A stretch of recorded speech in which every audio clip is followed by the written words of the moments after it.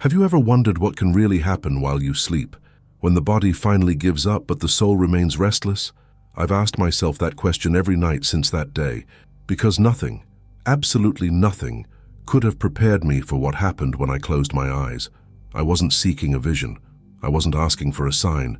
I just wanted to rest, to forget for a moment the weight that hung over me, the silent fear that many feel but don't admit, the future of America. I was exhausted, emotionally drained, spiritually broken, and it was in that state between weariness and prayer that something began to change. I felt as if the room disappeared, as if the silence had its own weight, as if someone were there, waiting. It wasn't an ordinary dream, one of those that evaporate at dawn. It was different, profound, intense, real. And then, in the midst of this strange void, something happened, something that changed everything. Because while I was sleeping, Jesus revealed to me exactly what is coming upon America. And it wasn't a metaphor, it wasn't symbolic, it wasn't a vague impression. It was clear, direct, inevitable. And since that night, I've carried with me a question that I can't keep to myself.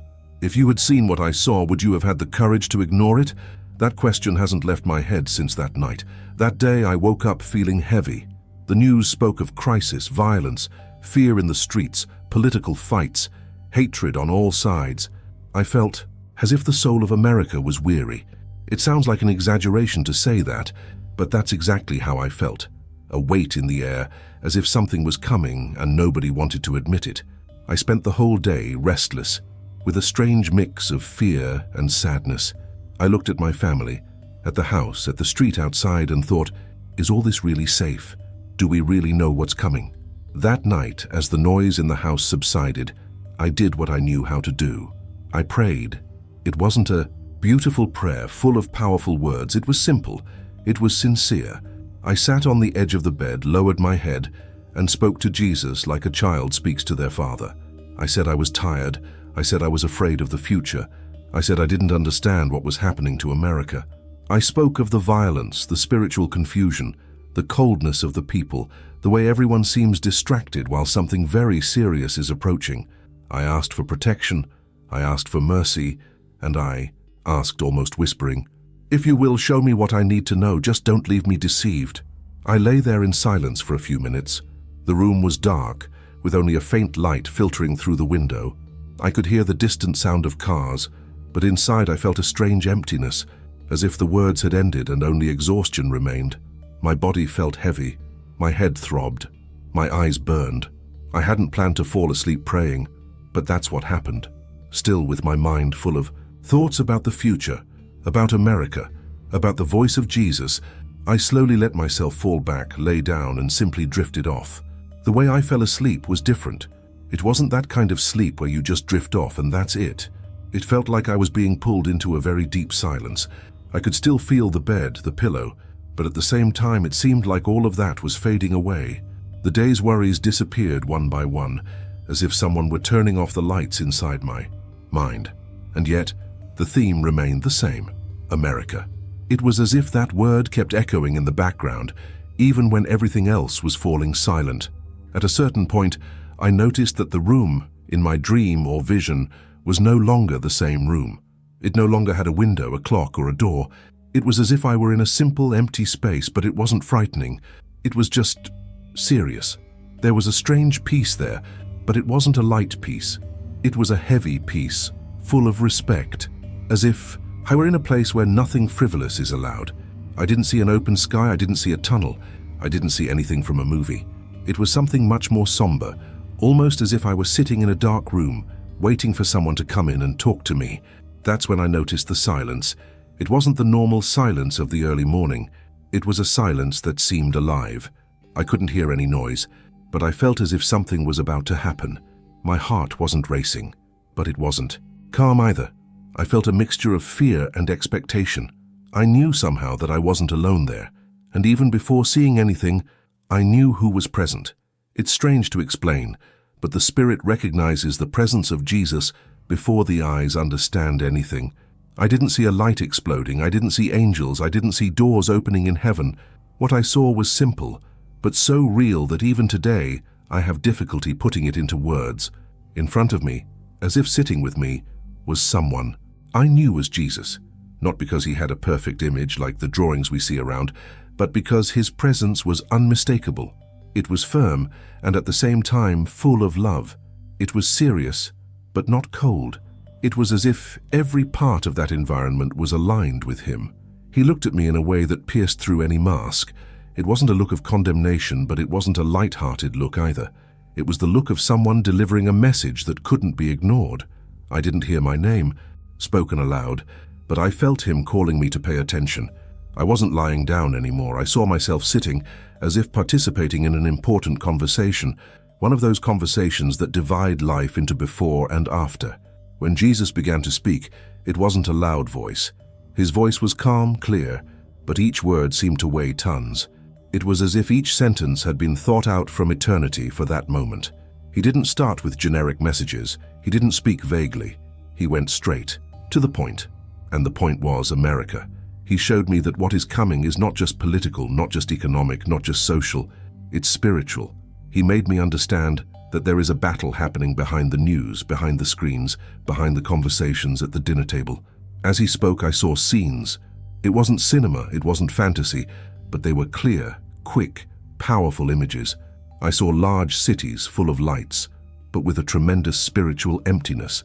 I saw people distracting themselves with small things, while a kind of shadow slowly approached, like a heavy cloud that many people choose to pretend not to see. I saw confusion, division, families fighting, friends drifting apart because of ideology, hatred on all sides. And Jesus didn't show this to scare me for the sake of scaring me. He showed it as if to say, look carefully. This is not just a consequence of chance. This is a sign. He spoke of spiritual deception, of people who use his name but do not listen to his voice, of a superficial faith that is easily sold for comfort and approval. He made me realize that the problem is not just out there among those who do not believe. There is a deep spiritual slumber within many who call themselves Christians. And while this slumber continues, serious things are approaching the nation without almost anyone rising up to truly watch. At one point, the vision seemed to draw even closer. I saw something like a map, but it wasn't an ordinary map.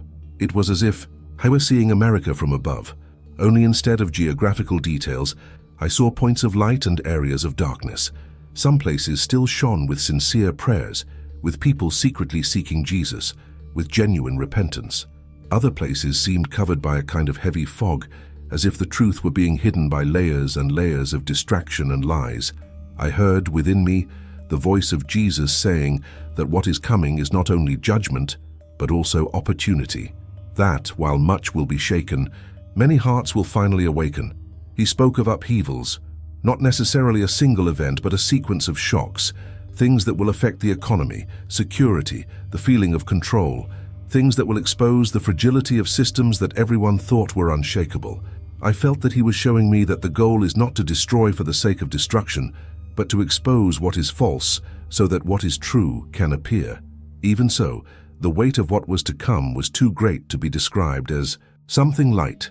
As he spoke, I also perceived his gaze, full of mercy. It wasn't a cold announcement of disaster. It was a warning full of love, but true love, which doesn't hide the truth. He was saying, in other words, that many are playing with serious things, planting seeds that will exact a high price, that the culture is pushing entire generations away from God's presence, normalizing what destroys from within, laughing at what is sacred, and that, at some point, this would have to be confronted. At times I wanted to ask, Lord, why me? Why show me this? I'm just an ordinary person with fears, doubts, limitations. But before I could finish that thought, I felt as if he answered without using words. It wasn't about me being special. It was about him wanting ordinary people to wake up, for simple people like me, to understand the times we are living in and stop treating faith as an accessory. It was as if he were saying, I still speak, I still warn, I am still calling my people to awaken. The scenes continued, and I saw situations I had no idea how to explain. I saw places where the pain seemed to intensify, but I also saw small groups of people gathering in homes, in simple rooms, opening the Bible again, praying earnestly, weeping not out of fear of the future but out of longing for his presence. I understood there that the same America that is heading towards a profound crisis will also be the stage for a spiritual awakening for those who choose to listen to the voice of Jesus before it's too late. At times the weight was so great that I felt as if I couldn't bear to continue watching. My chest tightened. My heart felt heavy. I wanted to look away, to pretend it was just a strange dream.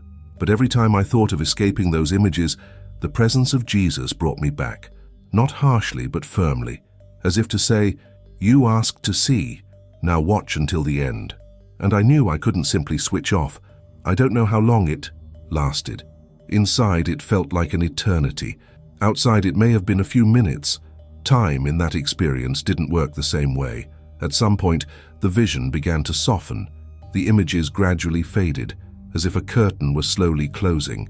But his presence remained, and in the midst of that intense silence, I felt he was asking a question that wasn't just for me, but for many people. When I warn you, do you listen, or do you go back to sleep?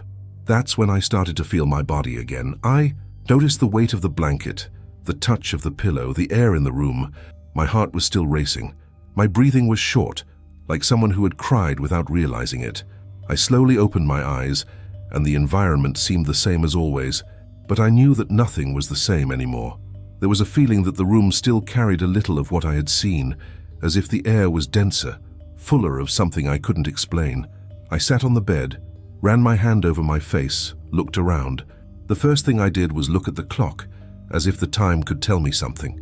Everything seemed normal, but inside I knew it wasn't normal. I remembered every detail.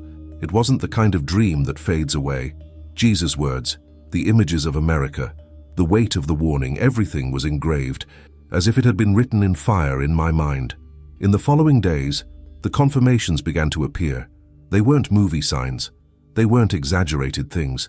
They were details, phrases, news, conversations. I would turn on the television and see themes that seemed to repeat exactly what he had shown me. More division, more confusion, more fear, more lost people searching for answers anywhere but in him. I would open a social network and find someone talking about a strange feeling regarding the future, as if a shadow were approaching. I would enter a simple conversation, and out of nowhere, the subject would turn exactly to the points he had emphasized in the revelation. I also realized that I myself had changed, not overnight in everything, but in profound things. I could no longer hear certain jokes about evil with the same lightness. I could no longer see certain news as just another news story. The perspective had made me more attentive, more sensitive, more aware that times are serious. The way I prayed changed. Before I asked for things that were more superficial, more self-centered. After that experience, my prayers began to have a different tone. I started asking for more discernment, more courage to obey, more love for the truth, even when the truth hurts. People close to me noticed that something had happened. Some asked, "You're different, quieter, more serious. Did something happen?"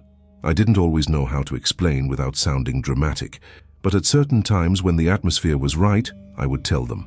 I would tell them about the night I fell asleep exhausted, about the silence, the presence, the warning, the images of America. Some listened respectfully.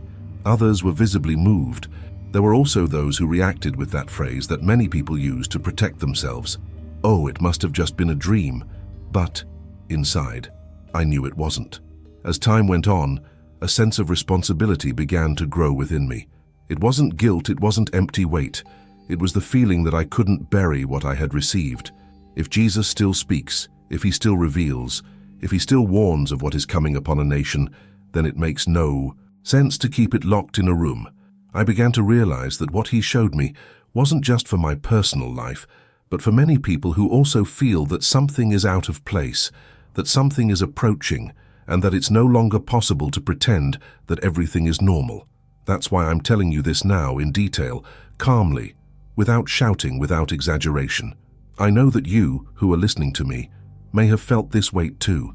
Maybe you look at the news and get the impression that there's something bigger behind it all. Maybe you feel in your nights an unease that you can't explain. Maybe you've already prayed asking Jesus to show you what's really happening to America, to the world, to your own home. And somehow, this story reaches you not by chance, but as yet another reminder that he is still calling, still warning, still asking us not to sleep spiritually while serious things are approaching. If you've made it this far, it means this message touched you in some way. Before you go, I want to ask you something simple but very important so that this channel can continue reaching people who need to hear words like these. First, subscribe to the channel. It's not just a button, it's a way to walk with us as these stories continue to be told. As more testimonies and revelations arrive, your subscription really makes a difference. Secondly, leave a like now, because that shows YouTube that this content is touching hearts. It may seem like a small thing, but it helps a lot. And third, I want you to comment with a sentence that shows you are spiritually awake. Write it below. I am listening, Jesus. This phrase is simple, but it carries power. It shows that you're not here by chance and that you understood the message in this video. And before you leave, don't go without watching the next video that's appearing on the screen. It connects deeply with everything you've heard today, and perhaps Jesus wants to show you something even more powerful through it. I'll meet you there.